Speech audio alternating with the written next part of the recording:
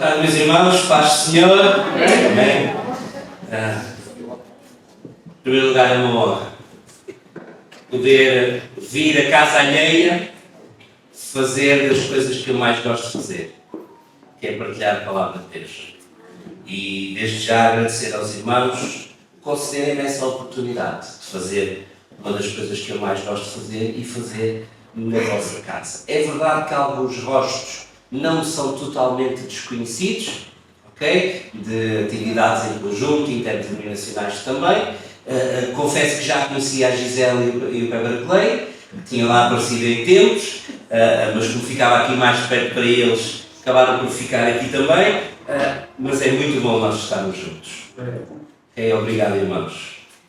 E eu gostava que nós pudéssemos então começar com um versículo. Carta de Paulo aos Romanos, capítulo 8.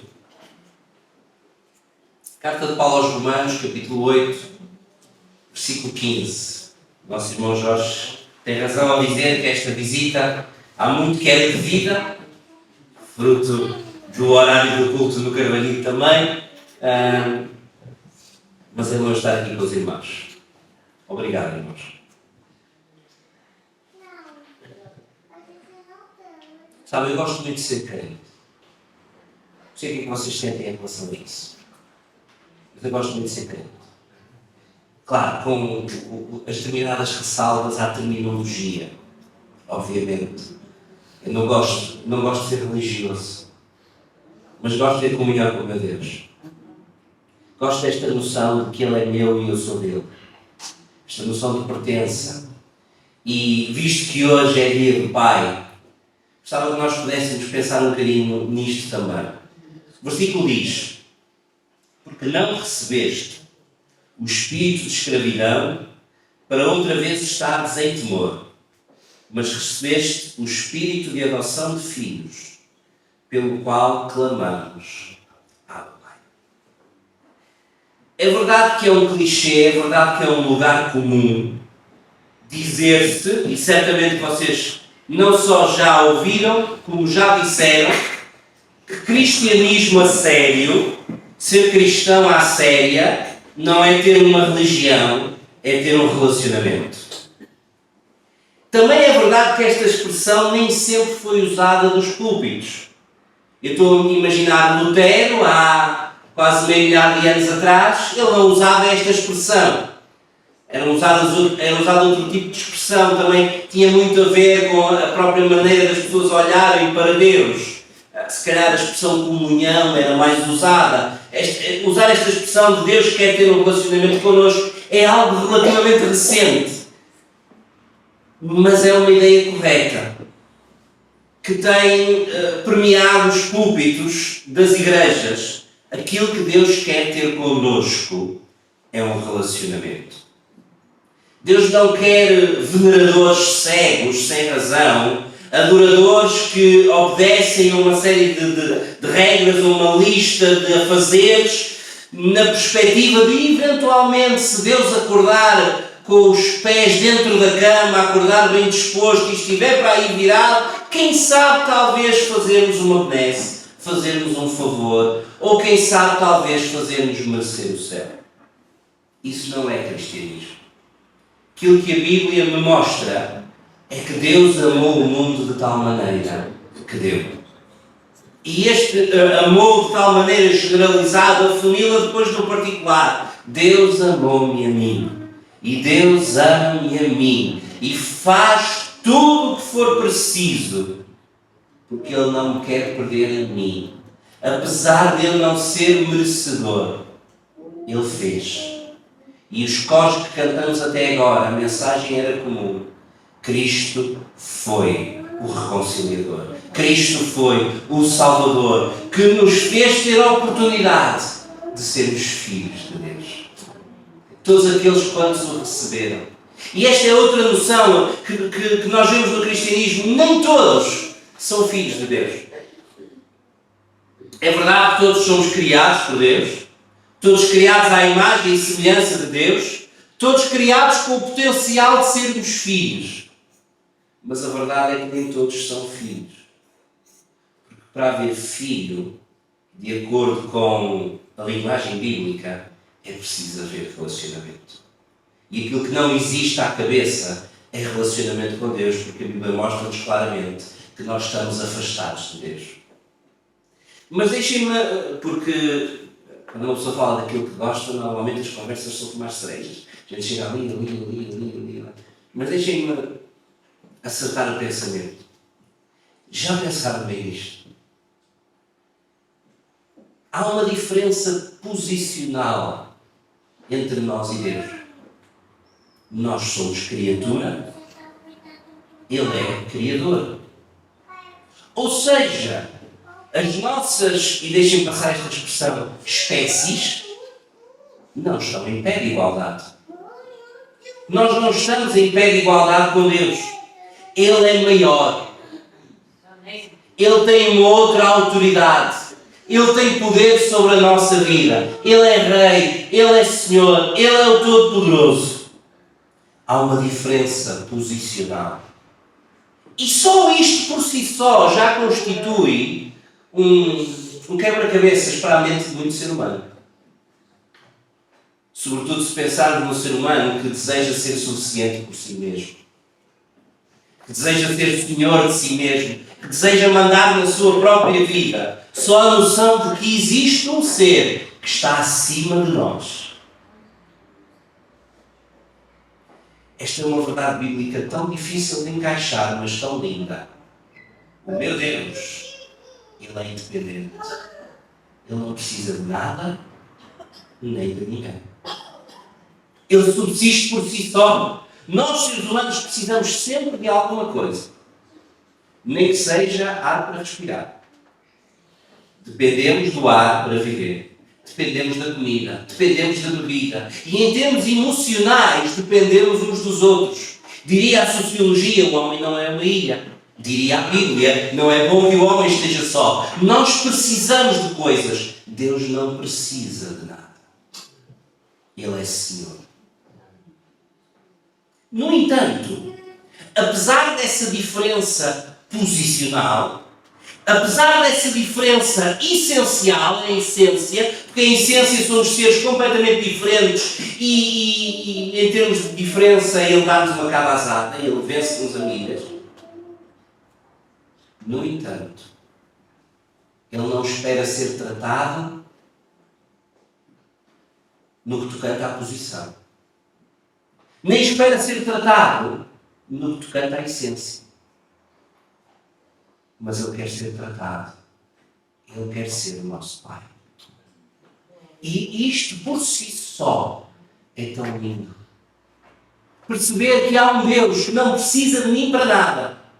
Um Deus que é muito maior do que eu, que aquilo que eu tinha que fazer era bater-lhe a palma por toda a eternidade e mesmo assim não chegava. E saber que Ele me ama e me quer bem, que quer tomar conta de mim. Isto é tão lindo. Por isso é que Paulo vai dizer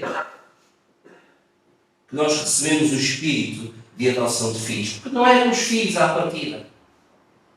Mas temos a possibilidade de nos tornar por causa daquilo que Jesus fez por nós. Deixem-me usar uma parábola de Jesus para ilustrar isto. Vamos a Lucas capítulo 15, por favor.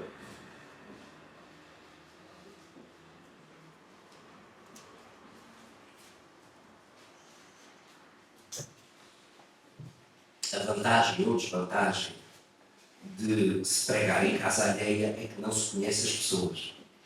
Eu não sei se todos os que aqui estão consideram-se filhos de Deus porque um dia reconheceram Jesus como seu Senhor e Salvador, pediram perdão dos seus pecados e decidiram iniciar um relacionamento com Deus. Eu não sei. Se são, deixem que vos diga, a Bíblia diz com toda a propriedade, nós somos filhos de Deus. Se não são, tu tens a hipótese de o ser. Lucas capítulo 15, versículo 11. E esta parábola, muito conhecida de cada um de nós, ela está inserida num contexto de 3 parábolas que Jesus conta, as parábolas das coisas perdidas. Okay? A ovelha perdida, a moeda perdida e o filho perdido.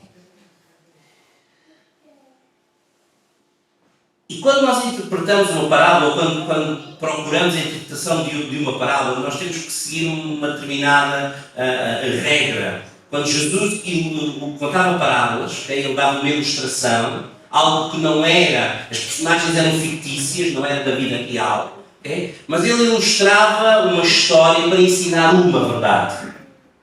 A maior parte das vezes, a necessidade em si dessa verdade era uma resposta a uma circunstância. E nós já vamos ver a circunstância que leva Jesus a contar estas três parábolas. E a verdade central desta parábola é a alegria no céu quando um pecador se arrepende.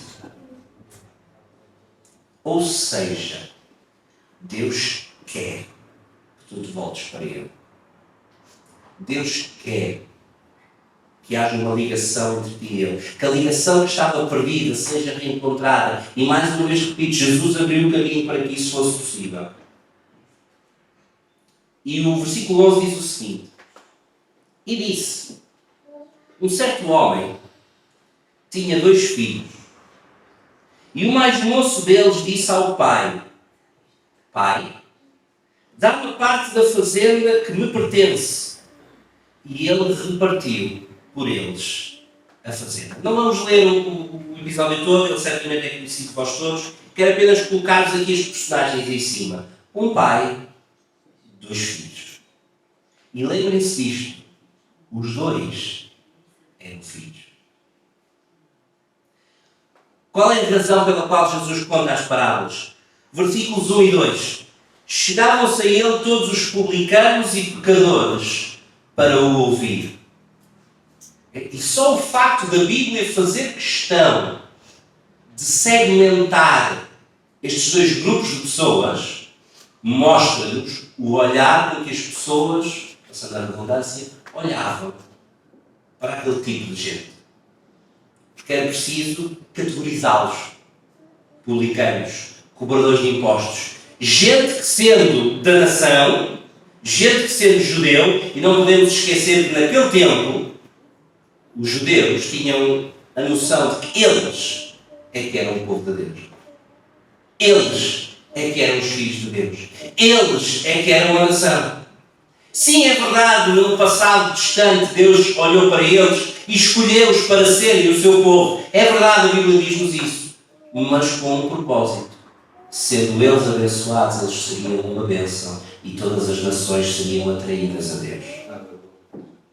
A questão é que eles tornaram-se exclusivistas. Este Pai é só para nós, não é para mais ninguém. Este Pai é meu. E ao tornarem-se assim, deturparam a noção do relacionamento. Mas Jesus sentava-se com os traidores da pátria. Porque um publicano era considerado um traidor da pátria. E Jesus sentava-se com os pecadores. E quando falamos aqui de pecadores, não estamos a falar de pessoas que cometem pecados. Porque aqui a noção era gente que tinha comportamentos reprováveis à sociedade. Prostitutas, ladrões, etc, etc. Mas Jesus falava com eles. Jesus ouvia-os. Em outras passagens da Escritura, Jesus sentava-se à mesa com eles para comer. E sentar-se à mesa para comer no contexto judaico não significava... Nós vamos ao shopping e se não temos outra mesa para nos sentarmos, sentamos ao pé de gente que não conhecemos lá nenhum. No outro dia fui comer a Lisboa e só faltava... A pessoa estava a ouvir a minha conversa. Naquele tempo não. Só se sentava junto para comer quem tivesse uma ligação. Uma ligação fraterna. Mas e quando nós nos sentamos à mesa para tomar o pão e o vinho, nós somos recordados disto, desta ligação fraterna. Portanto, antes de mais nada, irmãos, obrigado por me considerar para eu tomar a ceia convosco. Significa ligação fraterna. Há algo que nos une, há algo que faz de nós da mesma família. Havia esta noção. E isto enfureceu os religiosos daquela época. Versículo 2. Os fariseus e os escribas murmuravam dizendo: Este recebe pecadores e come com eles. Lá está a expressão de sentar-se à mesa com eles para comer. E então Jesus conta as parábolas com a verdade verdade de que há alegria no céu quando o pecador se arrepende. E quando ele chega à parábola dos dois filhos, há uma noção. Os dois são filhos. E é verdade que um pede a herança e sai e gasta e tudo mais, de tal forma que quando ele quer voltar, ele não quer ser tratado por filho, mas ele quer ser tratado como trabalhador.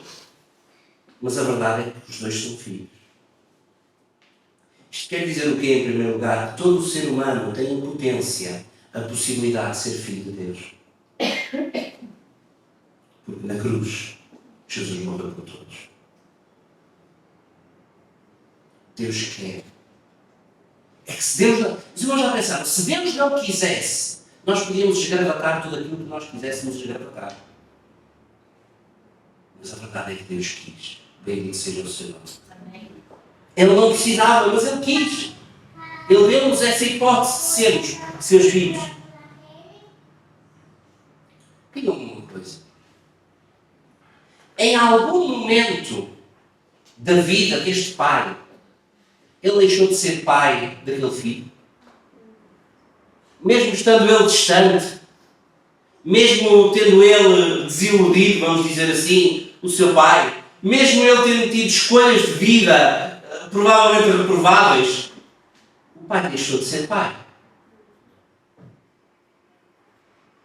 O que é que faltava aqui? Vamos voltar ao início. Sim, cristianismo é um relacionamento com Deus. Mas que tipo de relacionamento? Sabe, quando nós vamos aos movimentos cristãos modernos, e aqui o modernos não tem a ver com ser abonatório, é só porque são mais recentes no tempo, há uma noção muito perigosa, que é a de o meu relacionamento com Deus parece um negócio. Vem a Deus porque Deus te dá. E para tu receberes de Deus, tu tens que dar também. Então, se tu deres, Deus dá. Que tipo de relacionamento é esse? É um negócio. Eu não vou ter tempo, mas se tivesse, antes de agora, ao sair daqui, antes de ir para o culto ao Carvalho, eu se calhar ia ao café lanchar. Tomava um café e em troca dava 2 pedaços de cobre com um valor nominal, um de 50 e um de 20 cêntimos. E em troca eu recebia o meu café. É um negócio. Isso é um relacionamento. Mas será que é esse o relacionamento que o cristianismo é? Ok, diremos nós, é um relacionamento entre pais e filhos. Sim. Mas há pais e pais. E há filhos e filhos. Sabem, durante muitos anos, e deixem-me contar um bocadinho também da minha história. Durante muitos anos eu sempre tive muita dificuldade em perceber a paternidade e a maternidade, pura e simplesmente porque eu venho de uma família disfuncional. Para os irmãos terem uma ideia, eu não vejo a minha mãe há 25 anos. Portanto, a noção de paternidade e maternidade para mim era muito difusa. A minha mãe era a minha avó. E hoje, e sempre, e espero eu que nunca deixe de dizer, graças a Deus por isso, que foi ela que me levou aos caminhos do Senhor, e foi através dela, da influência dela, que eu vim a conhecer Jesus. Não está na Bíblia, mas Deus escreve viver por minhas ordens. Mas quando eu próprio fui pai, okay, sou pai há 3 anos, okay, de uma linda menina, deu para perceber a paternidade de outra forma. A questão é, há pais e pais. E há filhos e filhos. Ou seja, não é a posição que define o relacionamento. Porque, verdade seja dita, em 25 anos, que diferença é que a minha mãe faz na minha vida? Zero. Aprendi com o tempo a viver com a falta dela. E, de facto, ela agora não faz diferença nenhuma na minha vida. Mas ela não é minha mãe. Deixou de ser? Não. Okay? Poderão os irmãos dizer, não, a avó do irmão é que é sua mãe, porque ela é que o criou. Sim, mas isso é aquilo que nós dizemos a nós mesmos para confortar o nosso coração, quando temos mães de criação. Mas a verdade é que no papel, lá no BI, ok, e na maternidade, a minha mãe era aquela. O pai não deixou de ser pai do filho que saiu. O que lhe faltava? Proximidade. E aquilo que a Bíblia me mostra, por causa, no texto que nós lemos, por exemplo, e a expressão ali não é usada à toa, Espírito de adoção de filhos pelo qual clamamos, Abba, Pai. Okay? Abba é uma expressão de carinho. Aquilo que Deus deseja e aquilo que nós ficamos a ganhar é com um relacionamento próximo com Deus. De eu ter proximidade com o meu Deus. De eu poder ser, e esta expressão é íntimo com Deus. Aí surge a pergunta do milhão de dólares. Como é que eu avalio a minha intimidade com Deus? Como é que eu avalio a minha proximidade de Deus? Como é que eu sei? Eu estou casado há 10 anos. Vamos agora seguir os pais e dos filhos e passar para os maridos e para as mulheres. Porque a Bíblia também usa esse exemplo para o nosso relacionamento com Deus. Eu estou casado há 10 anos. No início, oh que maravilha, eu lavava a louça com uma alegria. Sabe, isto é muito engraçado. Isto é só, irmãos, isto não é doutrina, isto não é nada. Não é? Mas a senhora, minha avó, não deixava fazer nada em casa. Aquelas senhoras mais tradicionais, homem não mexia no pai em casa. Se mexesse, quase que era um insulto. Né? Eu ia, precisa de ajuda, nem pensar. Mas depois andava sempre aflita, porque ninguém me ajuda, ninguém faz nada em casa. Mas depois não deixava ninguém fazer nada. Portanto, eu cresci sem saber fazer nada. Eu até tinha medo do fogão, tinha medo de me queimar. Mas é engraçado que eu casei e a minha mulher não precisou de me dizer nada, foi tudo natural. Mas isto não é nada, isto não é doutrina, isto não é nada, está bem? Mas é só o meu exemplo particular. E eu no início, eu lavava a louça com uma alegria. Nós não tínhamos máquina a lavar a louça. Eu lavava a louça com uma alegria. Só com a felicidade de estar casado. Eu estou casado. Que bom, eu tenho a minha própria louça para lavar. Eu estou a cozinhar para a minha mulher. Passados 10 anos, eu lavo a louça e varro o chão. Já não é porque estou muito alegre, porque estou casado com a minha mulher, tirei lá da ideia. Não, eu varro porque tenho sempre, porque todos os dias a gente suja, todos os dias a gente tem que limpar, não é? Faz parte. Aquela frase que no meio cristão devia ser proibida, que é a frase que tem de ser. É um reflexo do relacionamento.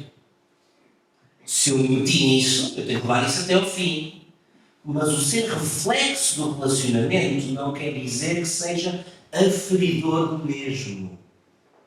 Não é medida para o mesmo. Sabem, a medida do meu relacionamento com Deus não está naquilo que eu faço para Ele. Porque às vezes advogamos para nós mesmos. Eu vou à igreja há 100 mil anos. Isso não é aferidor de nada. Porque eu dou as minhas contribuições. Porque eu...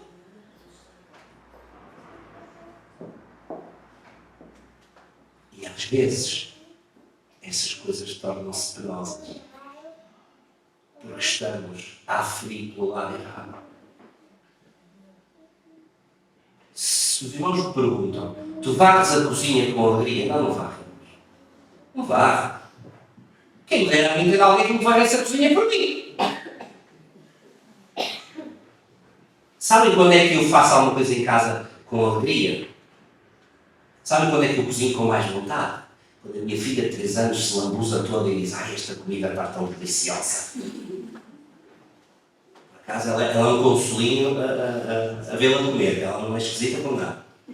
Até eu sou mais esquisito do que ela. É um consolinho. E quando ela faz, eu até cozinho com mais vontade. Então aquilo que o irmão está a dizer é que nós somos movidos a graxa. Movidos a motivação. Que Deus não é, porque Deus não é, certo? Deus não é movido a graxa. Não é porque nós mereçamos ou possamos fazer alguma coisa que Deus se sinta na obrigação de fazer a nós. Mas parece que nós somos movidos a graxa. Não, nós não somos movidos a graxa. Mas os laços são muito importantes e motivadores. Ou não é? A proximidade motiva-nos. E sabe, a Bíblia é muito clara ao mostrar-nos como é que nós aferimos a intensidade do nosso relacionamento com Deus. Está na ligação. E a ligação é feita por aquelas duas coisas que nós ouvimos desde o início da nossa vida cristã. Muitas vezes subvalorizamos, mas continuam a ser, mudando os tempos, mudando as vontades, mudando as igrejas, mudando as denominações, mudando tudo, continuam a ser os dois itens para o relacionamento com Deus: a oração e a leitura da palavra. Porque nada como uma conversa franca e sincera com o nosso Pai.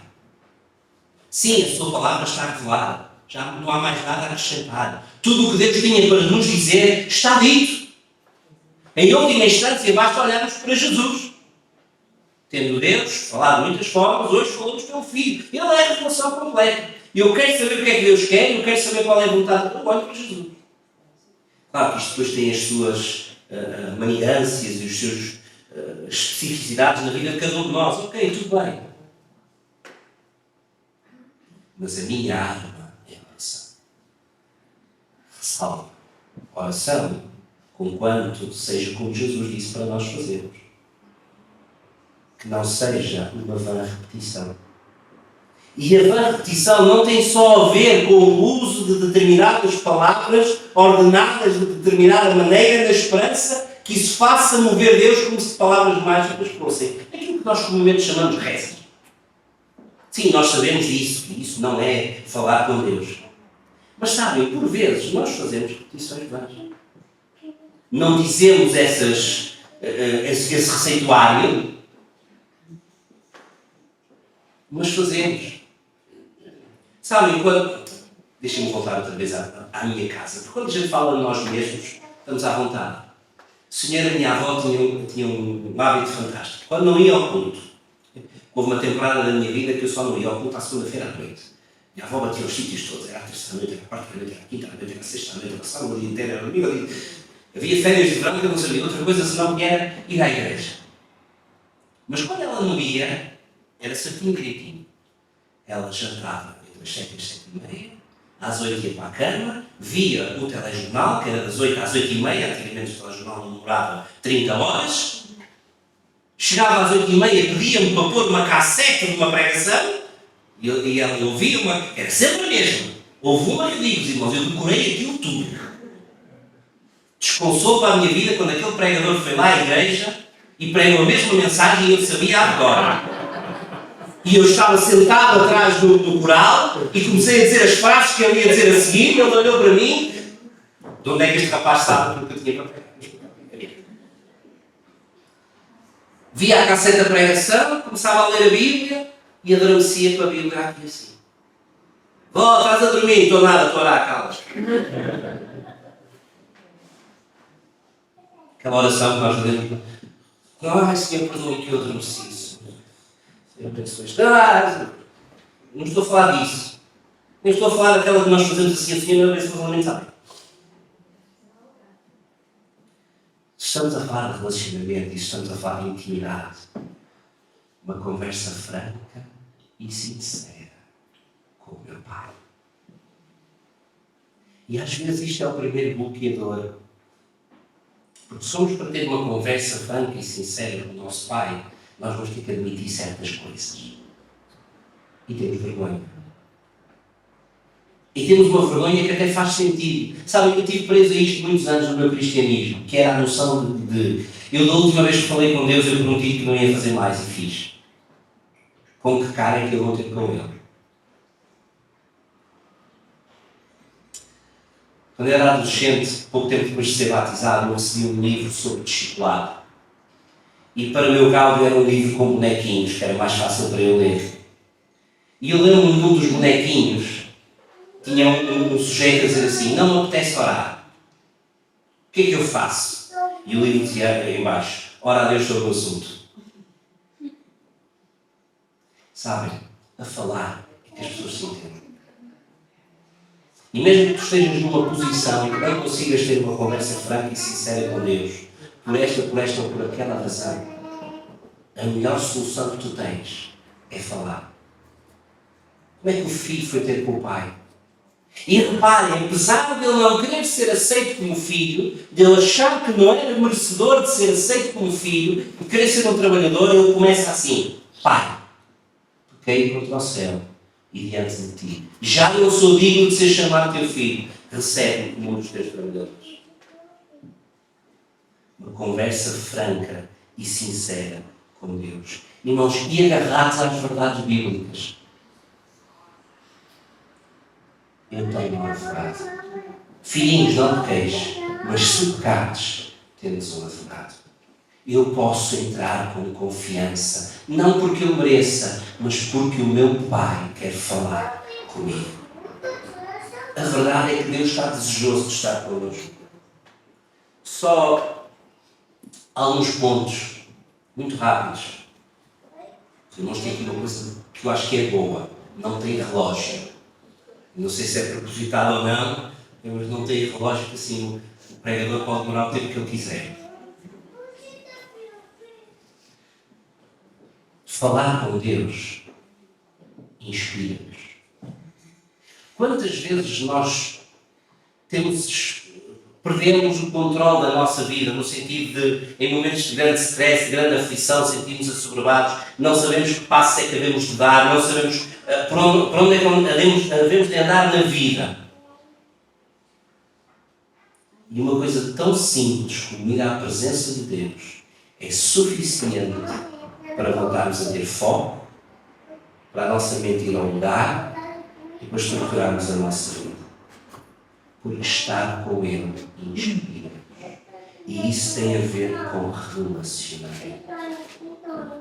Deixem-me confessar-vos uma coisa. Nem sempre eu me lembro que preciso de mimar a minha mulher.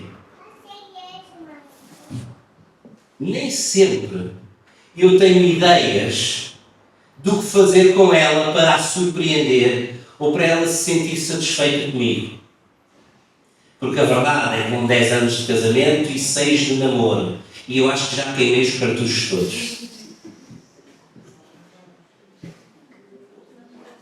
E em momentos de maior stress, de maior preocupação, eu lembro-me lá que fazia bem ela ir à praia um bocadinho e apanhar sol. Eu lembro-me lá de a ir levar a jantar, porque a minha cabeça está do outro lado. E porque eu não tenho ideias, e porque a prioridade é o trabalho, e é isto ou é aquilo, a verdade é que nós partilhamos a mesma casa, a verdade é que nós vemos-nos todos os dias, falamos um com o outro todos os dias, mas não estamos próximos.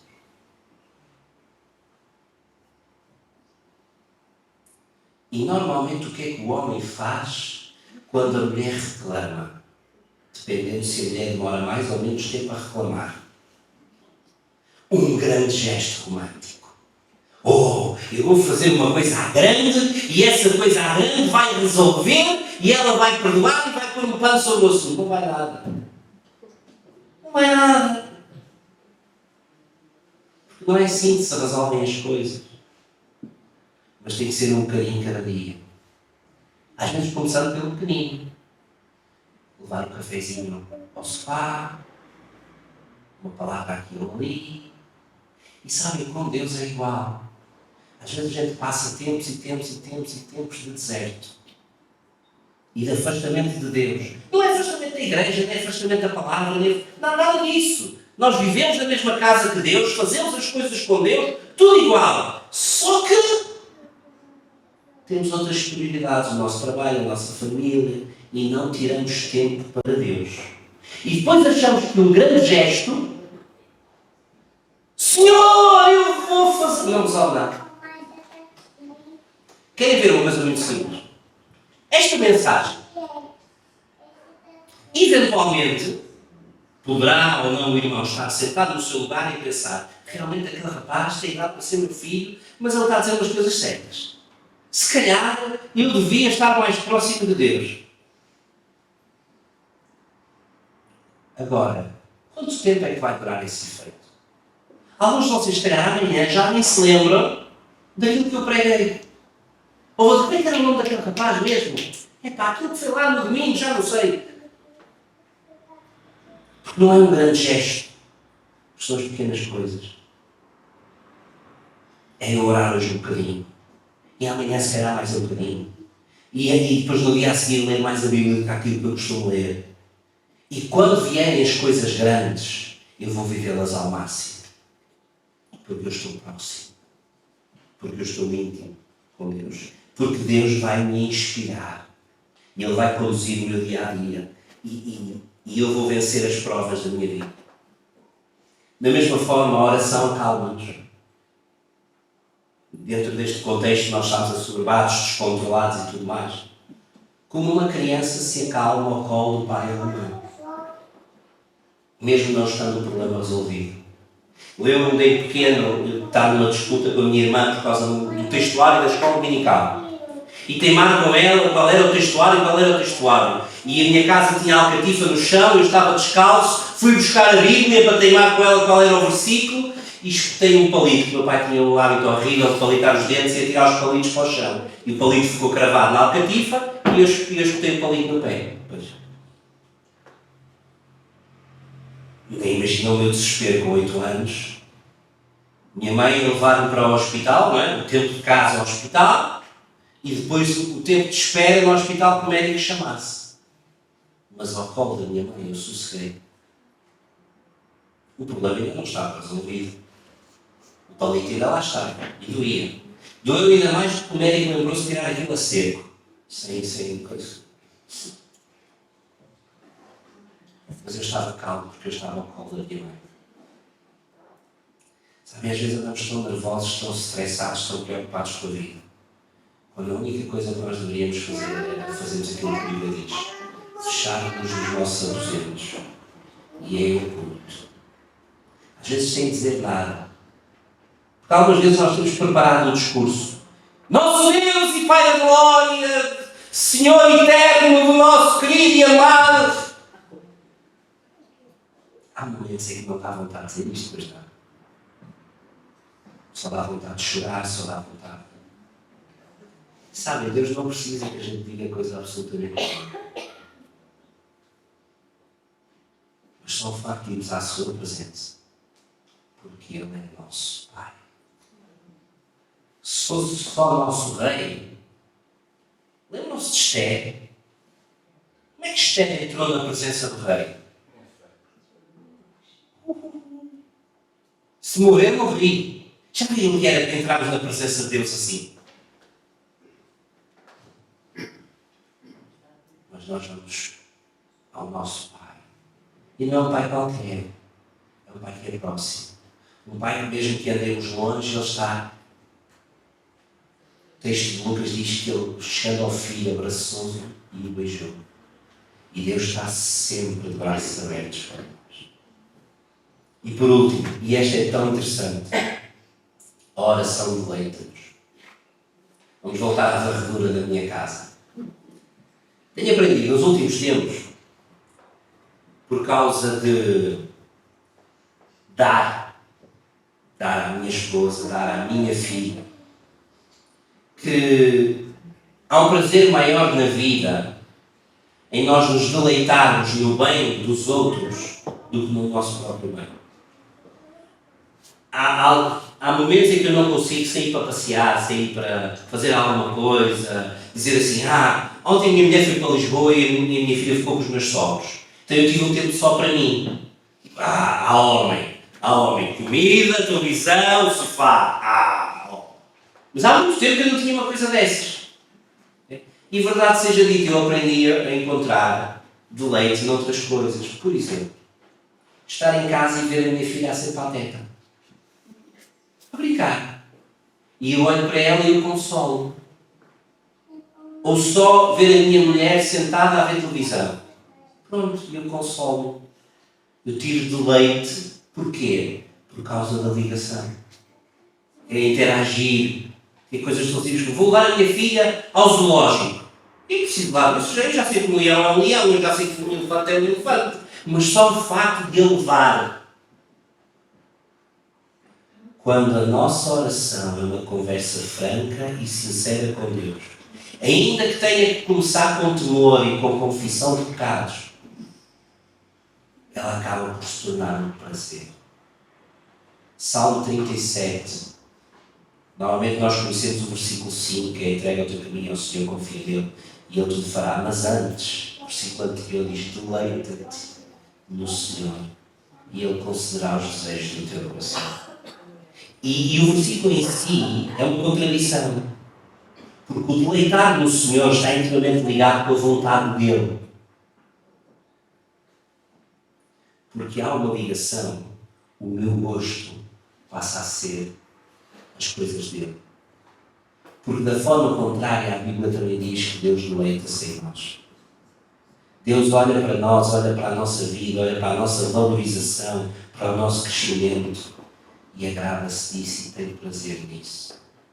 E a Bíblia me incentiva-me a eu alegrar no Senhor e nas coisas dele. Ou seja, o prazer da vida não está em ter aquilo que eu quero, mas em relacionar-me e alegrar-me com aquilo que ele é aos outros. E no caso de Deus, relacionar-me com Deus e alegrar-me com aquilo que ele é a Deus. Por isso é que eu fujo do pecado. Eu fujo do pecado não é porque eu tenho medo do inferno, nem das consequências. É porque uma vida santa e justa alegra o meu Deus. E a mim alegra aquilo que alegra o meu Deus. Porque nós somos próximos. Minha filha, com 3 anos, já se importa muito com aquilo que eu penso. Eu acho uma coisa fantástica. Estás bem, papá? Estás bem? Estás bem? Papá, não fiques triste. Eu dou-te um beijinho. Ela já consegue perceber e já consegue ficar feliz porque eu estou feliz. Se eu não estou feliz, ela não está. E depois ela acaba por extravasar. Depois ela dramatiza, não é? Tem 3 anos, não sabe controlar emoções, dramatiza. E depois ela diz, não, filho, eu estou bem, não te preocupes. Vês. O nosso Pai alegra-se com a nossa vida. E eu quero alegrar-me com as coisas dele.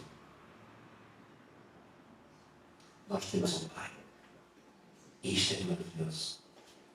Por isso é que irmão não é uma nomenclatura. Não é um título posicional. Mas significa aquilo que nós somos. E eu estou tão feliz por ter irmãos que me convidam a vir partilhar a palavra de Deus com eles. E a ter um Pai que, mesmo que eu tenha empregado tudo ao lado, me ama tal e qual como eu sou. Os irmãos a dizer, não prega o irmão, não prega o Deus é maravilhoso. O Senhor os abençoe, irmãos, e muito obrigado por me deixarem partilhar a palavra de Deus com eles.